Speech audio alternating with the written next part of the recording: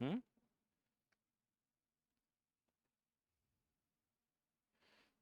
ये वाला पंखा खोल देगा था।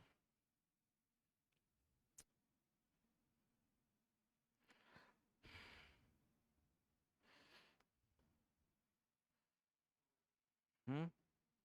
होने दे। थोड़ा लेट से चलाना है इसमें। हल्का सा पीछे दिखाई दे इसमें।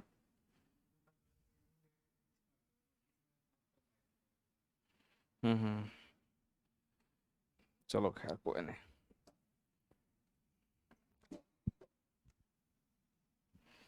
एक काम, मुझे फ़ोन में कॉन्टैक्ट नंबर दे सर का एक बार।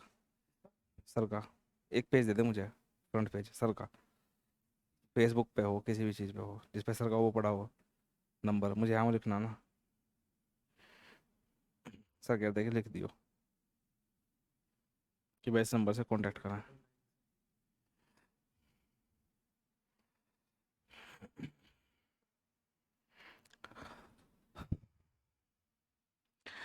नमस्कार दोस्तों, स्वागत है आपका हमारे यूट्यूब चैनल पर। मैं रुचिन कुमार। आज बात करते हैं साइंस के अगली क्लास पे।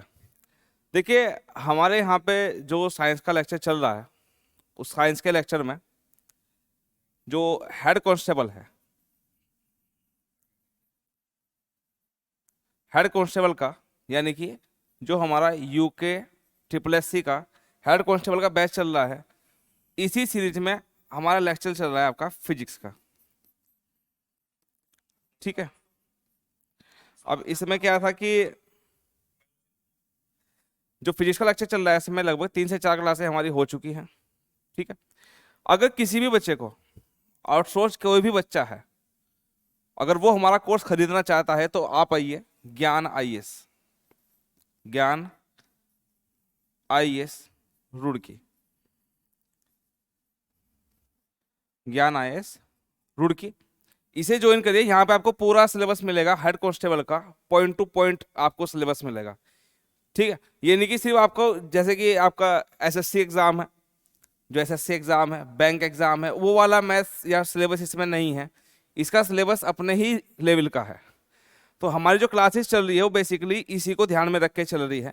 अगर किसी को इंक्वायरी करनी हो किसी भी चीज़ पे, तो कॉन्टैक्ट नंबर आप यहाँ पे मैं लिख दे रहा हूँ, कॉन्टैक्ट कर सकते हैं। पूरा फीस स्ट्रक्चर, किस टाइम बैच है, जो भी है, आप इसमें डेली क्लास हो रही है, आप इसमें डेली जो है वो पूछ सकते हैं। मैं नंबर यहाँ पे लिख रहा हूँ। नंबर है 9992408887। ठीक है। 9997240887। आप इस पे कांटेक्ट कर सकते हैं। लो सर। ठीक है, आप इस पे कांटेक्ट कर सकते हैं और पूरी इसमें जानकारी प्राप्त कर सकते हैं जो हमारा सिलेबस चल रहा है। ठीक है। यहाँ पे जो आपका यूके पीएससी मेंस वगैरह का सबका सिलेबस फिलहाल चल रहा है, तो आप इस कांटेक्ट पे जो है अपना कोई भी रिक्वायरमेंट, कोई भी आपको इंक्वायरी है, आप इस कांटेक्ट पे आके बात कर सकते हैं। आपको इसके बारे में पूरी जानकारी दे दी जाएगी। ठीक है। तो खैर चलते हैं अब हम अपने अगले टॉपिक पर। इसको आप लिख लीजिएगा, इस कॉन्टैक्ट नंबर को आप लिख लीजिएगा। जो भी दिक्कत हो या जो भी आप इंक्वायरी करना चाहते हैं किसी भी उस पर, चाहे वो आपका ग्रुप सी का हो, ठीक है, ग्रुप सी हो, कोई भी आपका एग्जाम क्यों ना हो, इसमें आप जो है वो इजिली पूछ सकते हैं। ठीक है। तो स्टार्ट करते हैं हम अपनी अगली क्लास में। ठीक है। चलिए, देखिए लास्ट क्लास में हमने किया था अपना, लास्ट क्लास में हो चुका था हमारा, मैंने गति के समीकरण डिस्कस की थी। गति, गति के जो कॉन्सेप्ट्स थे उसको, उसके बारे में डिस्कस किया था। आज हम थोड़ा सा एक्सपेंड लेवल पे या थोड़ा सा जो है एडवांस लेवल पे चलते हैं और बात करते हैं एक नए टॉपिक पे। ठीक है, नए टॉपिक पे बात करते हैं। इस टॉपिक का जो नाम है उसको हम कहते हैं प्रक्षेप्य गति। प्रक्षेप्य गति नाम देते हैं, यानी कि प्रोजेक्टाइल मोशन।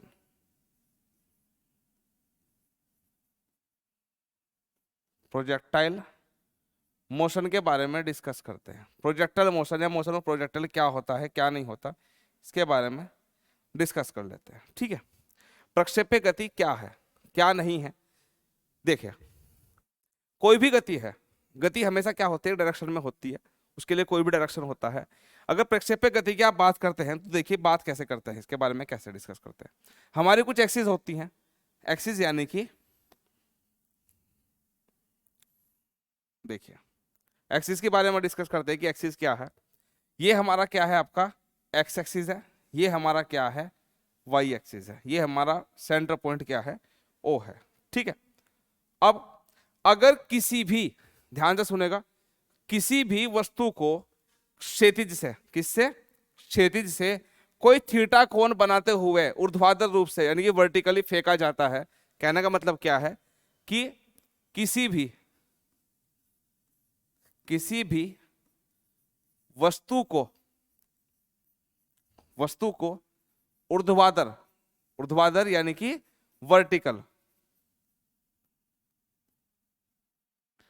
वर्टिकली ऊर्ध्वाधर ऊपर की ओर फेंका जाता है। क्या फेंका जाता है? तो वस्तु एक वक्राकार पथ पर गति करती है। इसी को प्रक्षेप्य गति कहते हैं। अभी भी लिख दे रहा हूं, अभी से समझाऊंगा कि ये क्या होता है। ठीक है, ये इसकी डेफिनेशन हो चुकी है। यानी कि किसी भी वस्तु को अगर आप ऊर्ध्वाधर रूप से, कहां से, ऊर्ध्वाधर, ध्यान करना ये इसमें मेन लाइन है, ऊर्ध्वाधर का मतलब क्या होता है कि यहां से, ये जो हम ऐसे बात कर रहे हैं ये तो हो गया आपका क्षैतिज, ये जो हम ऐसे ऊपर की तरफ डिस्कस कर रहे हैं ये हो गया आपका ऊर्ध्वाधर। तो यहां से यानी कि इस बिंदु से किसी भी थीटा कोण पर जब किसी वस्तु को ऊपर की तरफ फेंका जाता है तो वो एक वक्राकार पथ के ऊपर गति करता है। ठीक है, ये जो एंगल आप यहां बनता है ये क्या बनता है, आपका थीटा बनता है। तो इस वेग को, जो ये गति यहां पे हो रही है, इस गति को हम क्या कहते हैं, प्रक्षेप्य गति कहते हैं। ठीक है, कोई भी है, मान लो फुटबॉल है, फुटबॉल भी इसी पे वर्क करती है। एक भाला जो फेंकता है वो भी इसके ऊपर डिपेंड करता है। तोप जो होती है वो भी इसके बात करती है, बंदूक होती है वो भी इसके ऊपर डिपेंड करती है, सब चीज डिपेंड करती है। जब भी यहां से किसी वस्तु को फेंका जाता है देखिए, तो वो क्या होता है, आपका वी होता है, और जब तक वो रेस्ट में है तो आपका क्या है भाई, आपका यू है। ठीक है, तो जब यहां से किसी वस्तु को ऊपर की तरफ फेंका जाता है तो ये कौन से फैक्टर में कन्वर्ट हो जाता है, यू वाई यानी कि वर्टिकली फॉर्म पे। और जब तक ये स्थिर अवस्था में और क्षैतिज में है तो ये किस में कन्वर्ट हो जाता है, यू एक्स में। इसके दो फैक्टर होंगे, u x and u y. और जब ये आपका उच्चतम बिंदु इस बिंदु पर पहुंचता है तो इस बिंदु पर पहुंचकर वस्तु जो है वो कुछ क्षण के लिए, कुछ टाइम के लिए रुक जाती है। यानी कि इस बिंदु को सपोज मैंने नाम दे दिया, पी नाम दे दिया, यानी कि इस पे v जो है वो किसके इक्वल है, वी वाई के, और यानी कि ये वैल्यू कितनी है आपकी, 0। तो v equal to v y यानी कि 0। उसके बाद जिस वेग से वस्तु ऊपर की तरफ पॉइंट पी तक गई है उसी वेग से वो कहां आएगी, नीचे की तरफ ही आएगी। ठीक है, और यहां से यहां तक की दूरी को हम क्या कहते हैं, प्रक्षेप्य की ऊंचाई कहते हैं। इसे हम h से डिनोट करते हैं। ठीक बात। और यहां से बिंदु से जहां पे भी वस्तु यहां से जाके जहां पे भी टकराएगी इस बिंदु पे, यहां से और यहां तक की जितनी भी क्षैतिज दूरी है इसी को हम क्या कहते हैं, इसी को कहते हैं हम रेंज यानी कि परास, रेंज यानी कि परास कहते हैं। और इसको हम क्या कहते हैं, h को ऊंचाई के नाम से डिनोट करते हैं। तो प्रक्षेप्य की अधिकतम ऊंचाई, इसका रेंज, हम इस सब के बारे में जो है वो 1 बाय 1 डिस्कस करेंगे। ठीक है, तो ऊर्ध्वाधर रूप से फेंका जाता है तो वस्तु एक वक्राकार, किस पे, एक वक्राकार पथ पे गति करती है, और इसी गति को हम क्या कहते हैं, प्रक्षेप्य गति कहते हैं। एक चीज को ध्यान रखें, जो प्रक्षेप्य गति होती है, ध्यान रखना, जो प्रक्षेप्य गति होती है वो आपका अपोज ऑफ ग्रेविटी यानी कि गुरुत्व दिशा के, गुरुत्व हमेशा कहां लगता है, नीचे की तरफ लगता है, और ये हमेशा वस्तु जो है वो ऊपर की तरफ गति करेगा। तो यानी कि जब आप किसी वस्तु को ऊपर की तरफ इस तरह से फेंकते हो, ठीक है, ऊपर की तरफ फेंकते हो, तो हमेशा वस्तु पे एक बल लगता है जो उसे नीचे की तरफ थ्रो करता है, यानी कि उसको क्या बोलते हैं, ग्रेविटी करते हैं। तो प्रक्षेप्य गति जो होती है वो आपके अपोज टू ग्रेविटी वर्क करती है इसमें। ठीक है, क्लियर बात है, कोई दिक्कत नहीं होगा यहाँ पे। ठीक, अब इसके बाद बात करते हैं हम प्रक्षेप्य गति के समीकरण पे। किस पे बात करते हैं, प्रक्षेप्य गति के समीकरण पे बात करते हैं, यानी कि प्रक्षेप्य गति के समीकरण क्या है, इसके हम ऊपर डिस्कस करते हैं। आपके एग्जाम में आने वाला इस टॉपिक से पहला क्वेश्चन, ठीक है। देखिए इसकी जो समीकरण है वो समीकरण क्या है वो मैं आपको बता देता हूं। समीकरण है y equal to tan theta, ठीक है, टेन थीटा यानी कि x माइनस जी अपॉन क्या है, g upon two u square cos square theta into x square. ये आपके क्या है, प्रक्षेपी गति की समीकरण है। ये क्वेश्चन बहुत पूछता है, ये बात आप ध्यान रखें। एग्जाम में जब भी ये क्वेश्चन बनेगा तो किस तरह से क्वेश्चन बनेगा, आपको ये समीकरण देगा। हो सकता है किसी एक एग्जाम में क्या करेगा, यहाँ से स्क्वायर हटा देगा, कोस स्क्वायर हटा देगा, टेन की जगह पे वाई लेके आ जाएगा, नहीं लेके आएगा, तो जो प्रक्षेपी गति की होती है। अच्छा एक बात और, यहाँ पे जो प्रक्षेपी का पथ होता है, प्रक्षेपी का पथ कैसा होता है आपका, परवलयाकार होता है। कैसा होता है, परवलयाकार यानी कि पैराबोला, पैराबोला तो परवलयाकार होता है। और यहाँ पे जो परवलय की समीकरण होती है वो होती है y equal to b x minus c x square. देखिए ये जो समीकरण है ये इसको फुलफिल करती है। यहाँ पे b का मान क्या है, b का मान है टेन थीटा, c का मान क्या है, c का है मान आपका पूरा का पूरा ये, ठीक है। तो ये आपका पूरा का पूरी वैल्यू है। ये बात ध्यान करें, इसकी समीकरण इंपॉर्टेंट आपके पास पूछ जाते हैं कि इसकी समीकरण क्या है। अगर आपको दिया, सपोज देखिए हो सकता है कि आपको कुछ भी दे देगा y बराबर बी एक्स स्क्वायर माइनस के सी एक्स स्क्वायर की, दे देगा y बराबर बी स्क्वायर वाई माइनस के सी स्क्वायर एक्स, ठीक है। फर्स्ट ऑप्शन बन गया, सेकंड ऑप्शन बन गया, थर्ड ऑप्शन दे देगा y बराबर बी एक्स माइनस के सी एक्स स्क्वायर, ये दे देगा, एंड फोर्थ ऑप्शन दे देगा y बराबर बी एक्स माइनस के सी एक्स स्क्वायर की, यानी कि बी स्क्वायर माइनस के सी स्क्वायर की, या फिर यहाँ पे भी दोनों आपका स्क्वायर रूट दे देगा यहाँ उठा के, ठीक है।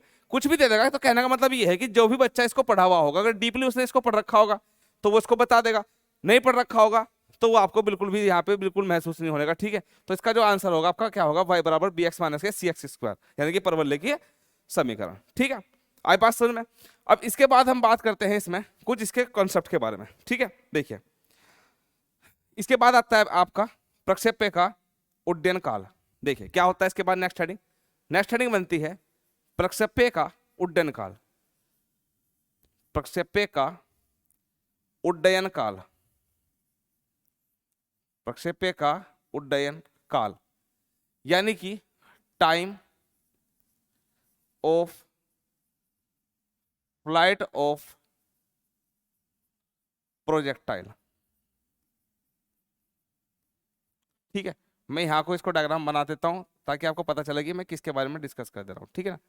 Time of flight of projectile के बारे में डिस्कस करते हैं, ठीक है ना। देखिए यानी कि किसी भी वस्तु को प्रक्षेपण के दौरान, किसी भी वस्तु को प्रक्षेपण के दौरान, यानी कि यहां से जो ये पूरा प्रक्षेप्य पथ हो रहा है, यहां से यहां तक पहुंचने में जितना उसको समय लगेगा उसी को हम क्या कहते हैं, उड्डयन काल कहते हैं, ठीक है। तो यानी कि प्रक्षेप्य गति को, क्या, प्रक्षेप्य गति को पूरा करने में लगे समय को हम क्या कहते हैं, उड्डयन काल कहते हैं, ठीक है। देखिए जो कॉन्सेप्ट आपका चल रहा है ना, यहाँ पे मजा आने वाला है। पूरी वीडियो को बहुत ढंग से देखे, पूरे एक एक चीज को मैं क्या डिस्कस कर रहा हूँ, क्या डिस्कस नहीं कर रहा है इस चीज पर, ठीक है। तो जैसे मैं लिख रहा हूँ वन बाय वन, आप जो है अपने नोट्स में प्रॉपर आपका जो नोट्स बनेगा वो आपका इसमें होना चाहिए पूरा का पूरा। तो प्रक्षेप्य गति को पूरा करने में लगे समय को, ठीक है, लगे समय को हम क्या कहते हैं, उड्डयन काल कहते हैं। इसका जो फॉर्मूला होता है, क्या होता है इसका फॉर्मूला होता है T बराबर 2u साइन थीटा, ठीक है, 2u साइन थीटा अपॉन जी, ये आपका इसमें फॉर्मूला होता है। अब कैसे घुमा देगा फॉर्मूले में, आपको पहला ऑप्शन आपका यही उठा देगा, सेकंड ऑप्शन क्या उठा देगा, 2u square sine square theta, क्या दे देगा, 2u square sine square theta. यानी कि चारों ऑप्शन जो खेलेगा वो किसके ऊपर खेलेगा, या तो स्क्वायर के या फिर आपके जी पे। मान लो यहाँ पे क्या देगा आपको, 2g उठा के दे देगा, क्या नहीं दे देगा, तो कहने का मतलब ये है कि जब भी आप टॉपिक को पढ़े तो टॉपिक को आप पूरा जो है एनालिसिस करके पढ़े। ठीक है, हो गया ये चीज आपका। अब इसके नंबर थर्ड के बारे में डिस्कस करते हैं। थर्ड क्या है आपका, देखिए नेक्स्ट पोर्शन है आपका, क्या है, देखिए प्रक्षेप्य की अधिकतम ऊंचाई क्या है, प्रक्षेप्य की अधिकतम, प्रक्षेप्य की अधिकतम ऊंचाई, यानी कि हम बात करते हैं हाइट। ठीक है, हम किस पे बारे में बात करते हैं, प्रक्षेप्य की ऊंचाई के बारे में डिस्कस करते हैं, हाइट के बारे में। देखिए प्रक्षेपण गति के दौरान अगर यहां से यहां तक, मैंने आपको बताया था कि यहाँ पॉइंट पी था और यहां से यहां तक की जो दूरी थी वह क्या थी, हमारी हाइट थी।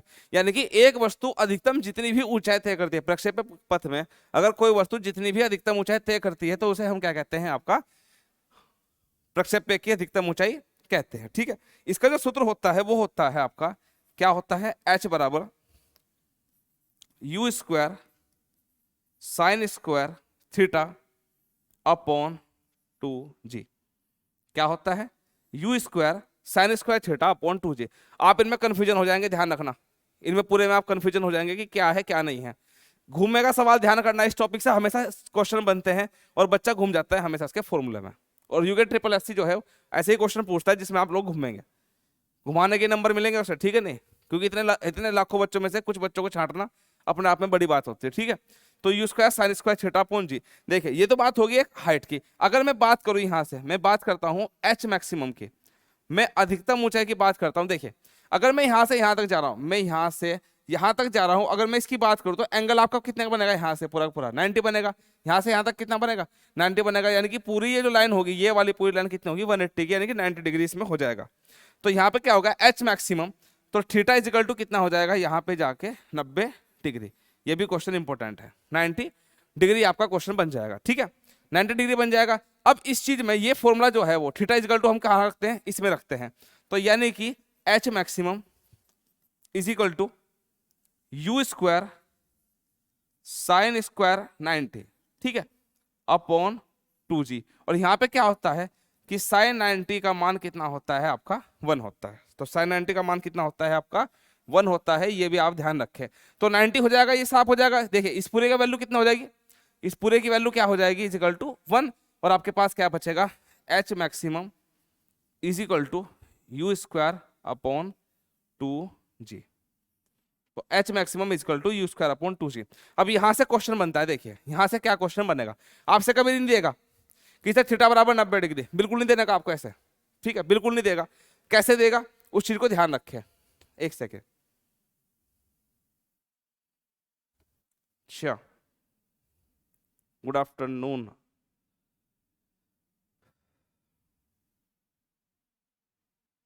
सत श्री अकाल जी, ठीक है,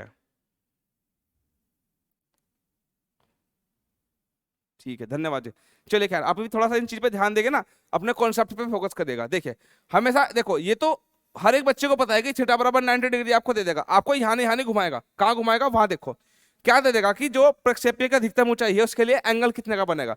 देखिए फर्स्ट ऑप्शन में आपको दे देगा, क्या ऑप्शन उठा देगा कि थीटा ये रहा, ध्यान करना, ये घुमाएगा यहां से क्वेश्चन। नंबर सेकंड क्या क्या दे देगा, ये रहा यहां से। नंबर थर्ड ऑप्शन ये रहा यहाँ पे। And number fourth option theta is equal to यहां से घुमा देगा 90 डिग्री, आपको यहीं पे घुमा देगा, यहीं पे क्वेश्चन। ठीक है, क्वेश्चन आपको यहीं पे घुमा देगा, सारा क्वेश्चन यहीं पे घुमा देगा। ठीक है, यानी कि प्रॉपर कितना होता है, 90 डिग्री होता है, हो सकता है।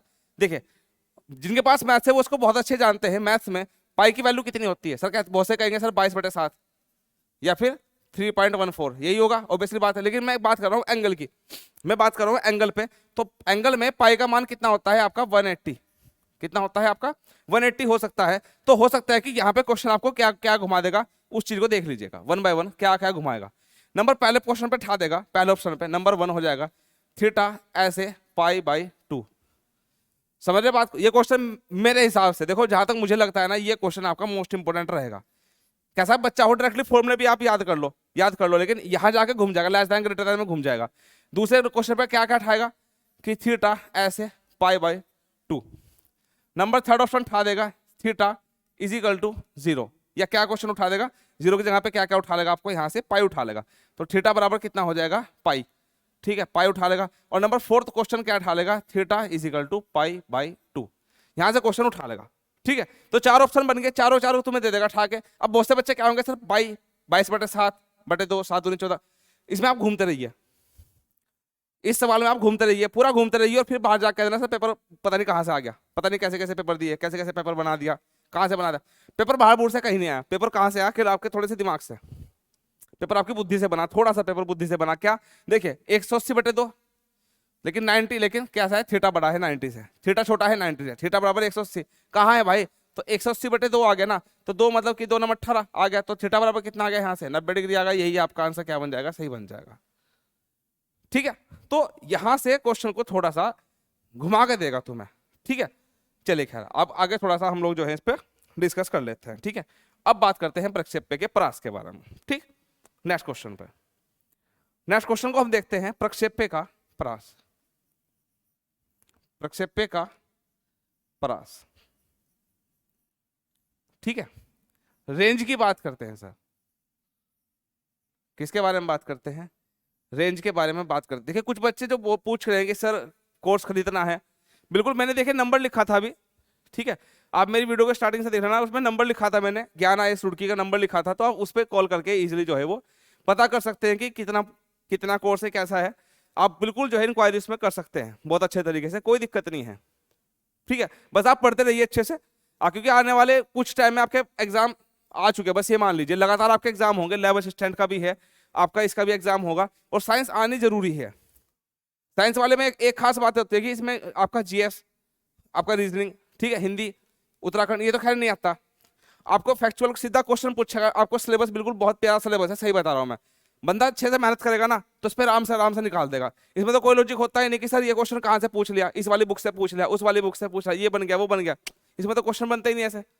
इसमें तो आपका केवल लॉजिक होना चाहिए, आपका तरीका होना चाहिए, बस वही सबसे बेटर है आपका। ठीक है, होता है ना उत्तराखंड में जैसे कि सर ये क्वेश्चन कहाँ से आ गया, ये क्वेश्चन पता नहीं कहाँ पूछ रहा, ये क्वेश्चन वहां से घूमते रहो उसमें। तो ये क्वेश्चन थोड़ा सा घुमा देते हैं, लेकिन साइंस वाले पोर्शन में क्वेश्चन नहीं घुमा पाते हैं आपको। ठीक है, चलिए खैर, देखिए मैंने अभी आपको बताया था कि परास क्या होता है। परास होता है, देखिए मैंने ऐसे यहाँ से एक डायग्राम इस तरह से बना दिया था।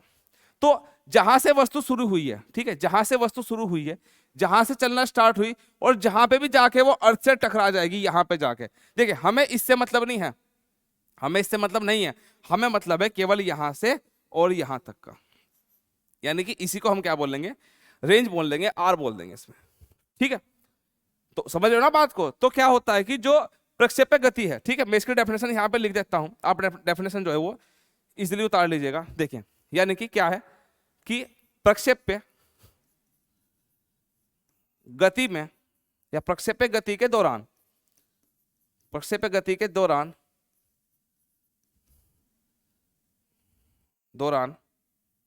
ठीक है, वस्तु द्वारा तय की गई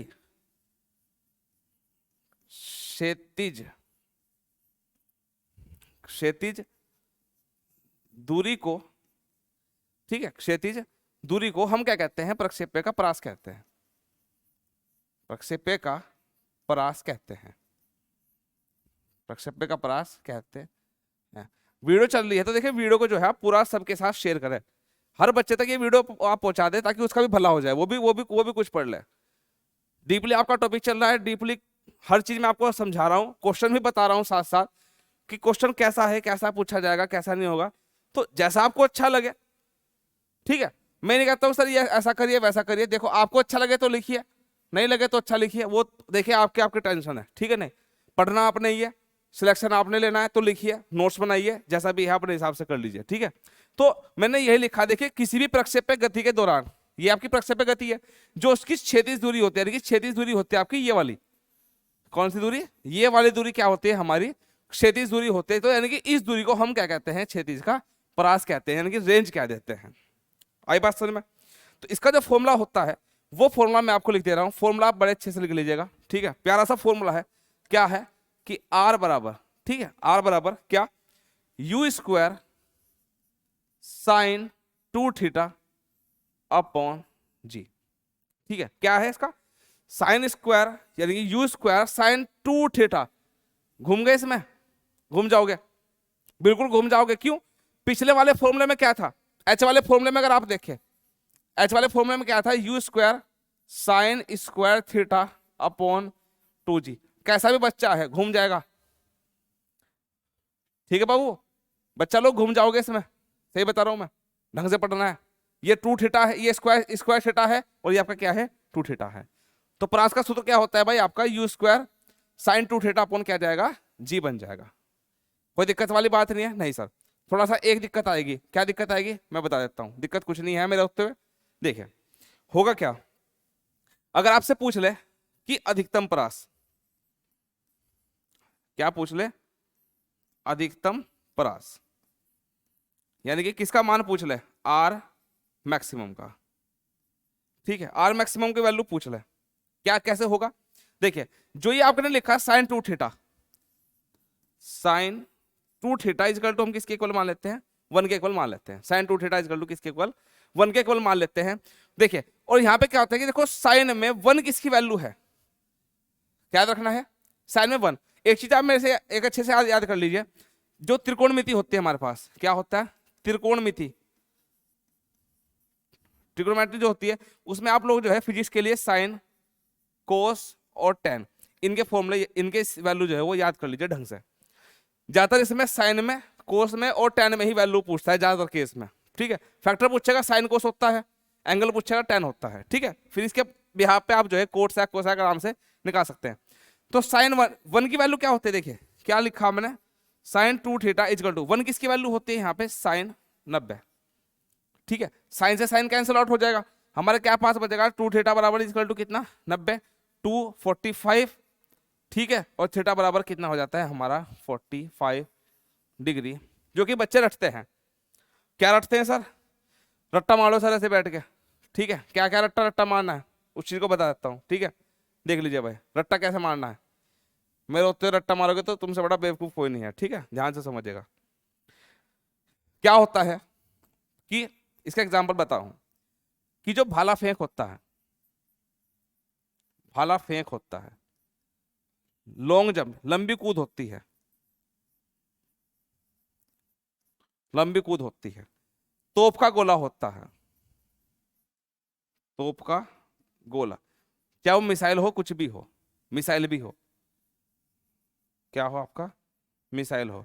देखिए पूरा क्रिकेट इसके ऊपर डिपेंड है, पूरी फुटबॉल इसके ऊपर डिपेंड है, हॉकी भी इसके ऊपर डिपेंड है, गोल्फ भी इसके ऊपर डिपेंड है। आप कहेंगे सर क्या मजाक कर रहे हो, मजाक नहीं कर रहा हूं, देखो सुनो, हमेशा हम किस चीज पे बात करते हैं, हम एंगल पे डिपेंड करते हैं। अगर आपको लंबी दूरी तक भाला फेंकना है, लंबी दूरी तक, तो आपका एंगल कितना चाहिए, आपको 45 डिग्री का एंगल चाहिए। लंबी लॉन्ग जंप करना है, लॉन्ग जंप आपको मारना है, तो लॉन्ग जंप में आपके क्या होना चाहिए, आपकी 45 डिग्री एंगल होना चाहिए। तोप का गोला अधिकतम दूरी तक फेंकना है, कितना एंगल चाहिए आपको 45 डिग्री। मिसाइल है, कुछ भी है, कितने एंगल तक 45 डिग्री एंगल पे आपको इसे मैक्सिमम यानी कि अधिकतम दूरी तक आप इसको भेज सकते हो। तो ये मान लीजिए सब चीज जो है यहाँ पे डिपेंड करता है। जैसे आपने क्रिकेट मैच में देखा है, क्रिकेट मैच में देखा ना आपने, ठीक है, कि एक आपने स्टेडियम देखा है ऐसे, इसका एग्जांपल बताता हूँ। यहाँ पे बीच में ऐसा होता है पिच फॉर्म पे, जैसे वो दिखाता है ना भाई किसी क्रिकेटर का, कितने चौके मारे कितने छक्के मारे, तो वो ऐसे ऐसे दिखाता है यहाँ पे, ऐसे ऐसे दिखाता है इस तरह से। तो यहाँ से यहाँ तक की दूरी होती है, यहाँ आई बात समझ में, यहाँ से यहाँ तक की दूरी होती है, और यही क्या होता है हमारा परास होता है। कोई दिक्कत वाली बात नहीं होनी चाहिए, ठीक है, मेरे हिसाब से तो कोई दिक्कत वाली बात नहीं होनी चाहिए। और इस तरह से क्या होता है आपके जो प्रक्षेप्य है, प्रक्षेप्य के सारे टॉपिक आपके कंप्लीट हो जाते हैं, यानी कि आपके 2 से 3 नंबर मेरे हिसाब से पक्के हो जाएंगे, ठीक है। प्लान एंगल, हाँ वही चल रहा है आपका, प्रक्षेप्य गति, मोशन इन प्लान चल रहा है आपका, ठीक है ना। चलिए खैर आगे डिस्कस कर लेते हैं 1 बाय 1। देखिए अब हम बात करते हैं एक छोटा सा प्यारा सा और मजेदार टॉपिक। देखिए हम डिस्कस करते हैं किस पे, हम डिस्कस करते हैं सर जड़त्व पे। किस पे डिस्कस करते हैं हम, जड़त्व यानी कि इनर्शिया, जड़त्व पे डिस्कस करते हैं इनर्शिया क्या होता है। देखिए जब कोई वस्तु, क्या लिखना है डेफिनेशन, पहले डेफिनेशन लिखाऊंगा उसके बाद इसको समझाऊंगा आराम से। जब कोई वस्तु अपनी, ठीक है, ऐसे कर लेते हैं ना, छोटी सी डेफिनेशन कर लेते हैं, बहुत सिंपल। देखिए, यानी कि किसी वस्तु का वह गुण, किसी वस्तु का वह गुण जिसके द्वारा, क्या, जिसके द्वारा वस्तु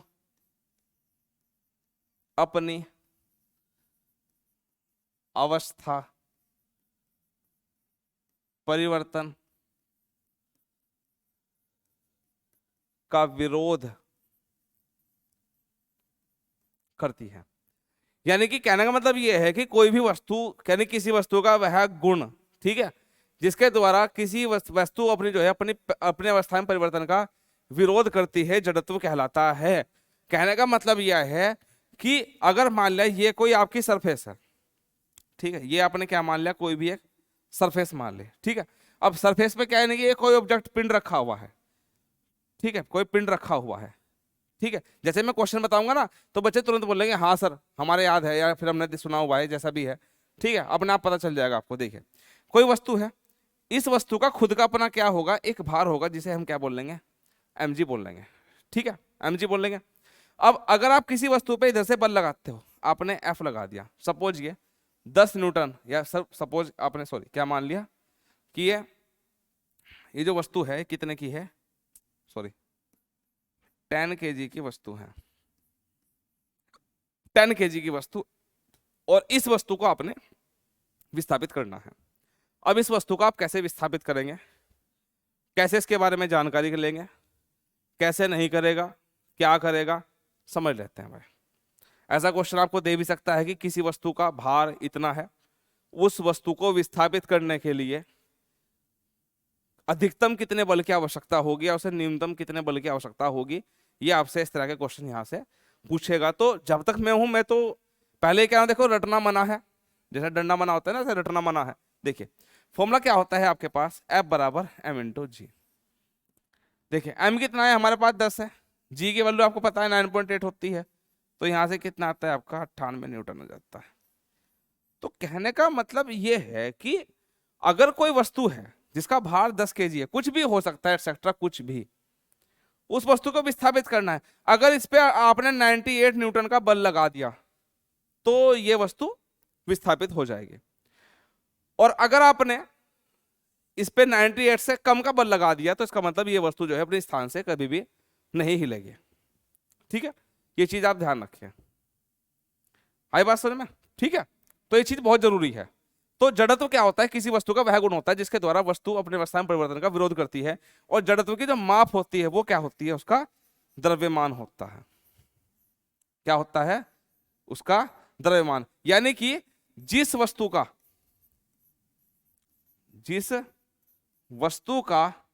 द्रव्यमान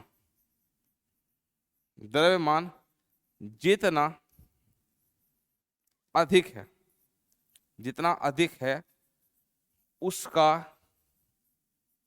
जड़त्व भी उतना ही अधिक होगा, ठीक है, उतना ही क्या होगा, अधिक होगा। तो जिस वस्तु का जितना ज्यादा द्रव्यमान होगा उस वस्तु का जड़त्व उतना ही ज्यादा होगा, ये बात ध्यान रखें, ठीक है जी। तो अगर मान लिया हमने कहा कि एक वस्तु है जिसमें 10 kg है, एक वस्तु हमने कहा कि सर 50 kg है, एक वस्तु हमने दे दिया कि 75 kg है, तो अगर मैंने आपसे पूछ लिया कि इनमें से किस वस्तु का जड़त्व सबसे अधिक होगा, तो कहने का मतलब यह है कि जिस वस्तु का द्रव्यमान जितना ज्यादा है उस वस्तु का जड़त्व भी उतना ही ज्यादा होगा। तो जड़त्व की जो माप होती है वो क्या कहलाती है, उसका द्रव्यमान कहलाती है। ये क्वेश्चन आपने कई बार सुना हुआ होगा कि द्रव्यमान जो है वह जड़त्व की माप होती है। तो कहने का मतलब यही बन जाता है यहाँ पे कि जिस वस्तु का द्रव्यमान जितना ज्यादा होगा उस वस्तु का जड़त्व भी उतना ही ज्यादा कहलाएगा, ठीक है। चलिए आगे बढ़ जाते हैं छोटे से प्यारे से टॉपिक पे।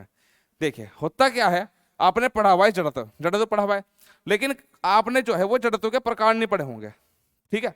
जड़त्व के प्रकार आपने नहीं पढ़े होंगे, वो मैं आपको समझा देता हूँ, ठीक है। देखिए समझिए, मैंने क्या कहा कि जड़त्व के प्रकार, जड़त्व के प्रकार, ठीक है। जड़त्व के कितने प्रकार होते हैं? देखिए जड़त्व के जो है बेसिकली 3 प्रकार होते हैं, ठीक है। कितने प्रकार होते हैं इसके? 3 प्रकार होते हैं, ठीक है। और मेरे हिसाब से ये वाला इंपॉर्टेंट बन जाएगा, ठीक है, जहां से मुझे क्वेश्चन लगता है।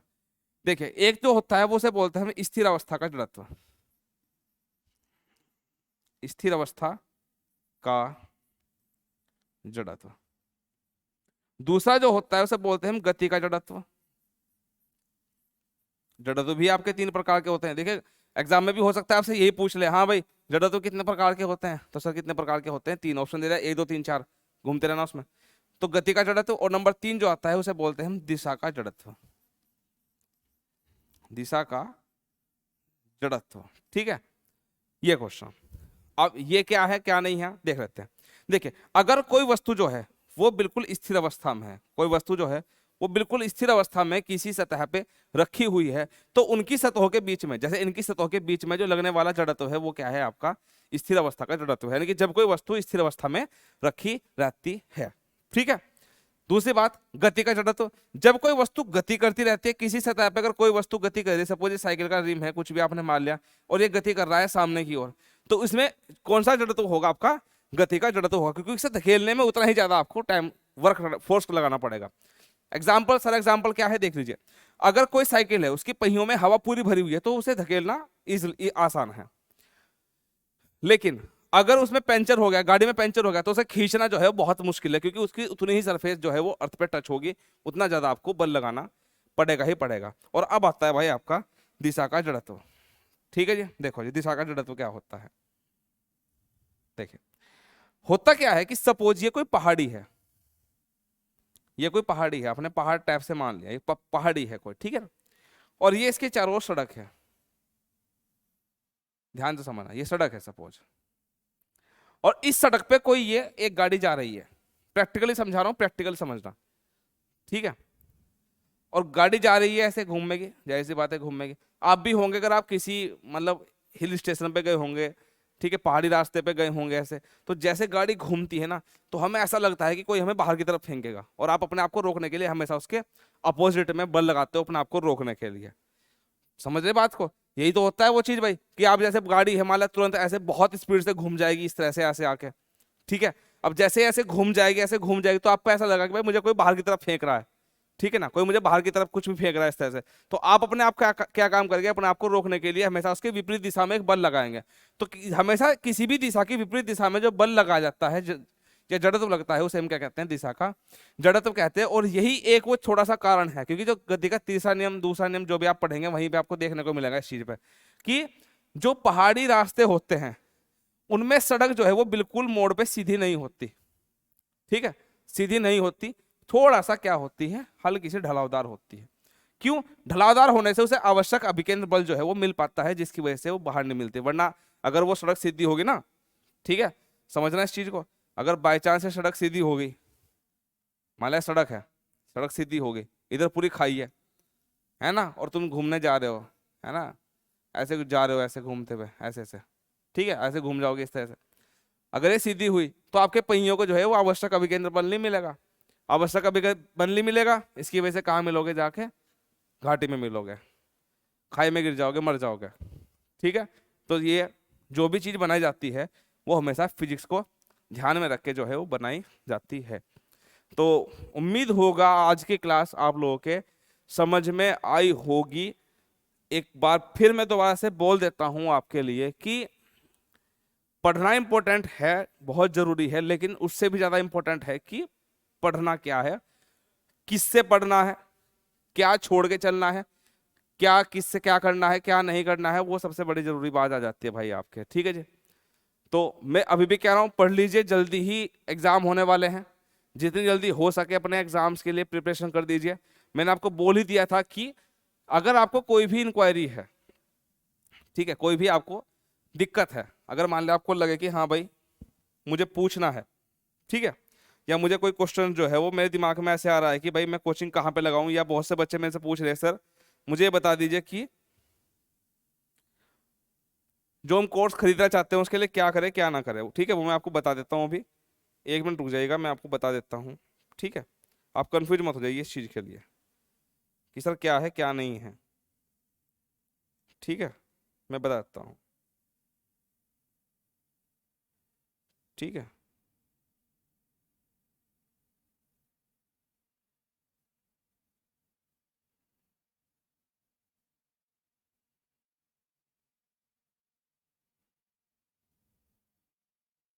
देखिए, अगर आपको लगे कि भाई कोर्स आपको लेना है तो ध्यान रखें क्या करें, ज्ञान आईएएस, ठीक है, और रुड़की, ज्ञान आईएएस रुड़की, ठीक है। तो ज्ञान आईएएस रुड़की, कॉन्टैक्ट नंबर मैं लिख दे रहा हूँ, ठीक है, कॉन्टैक्ट नंबर मैं लिख दे रहा हूँ, कॉन्टैक्ट नंबर क्या है, ठीक है, मैं लिख देता हूँ, क्या था कॉन्टैक्ट नंबर, 997472408887, ठीक है, ठीक है। एड्रेस मैं आपको बता देता हूँ, अगर कोई बच्चा नया है, अगर उसको लगे कि भाई हम कहाँ जाए रुड़की में, कहाँ ना जाए, देखिए जो जीआईसी है अपोजिट, ठीक है,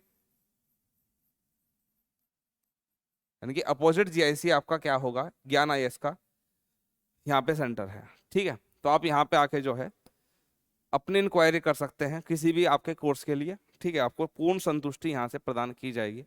तो ठीक है, मिलते हैं अगली क्लास में, ध्यान रखिएगा, पढ़ते रहिएगा, धन्यवाद।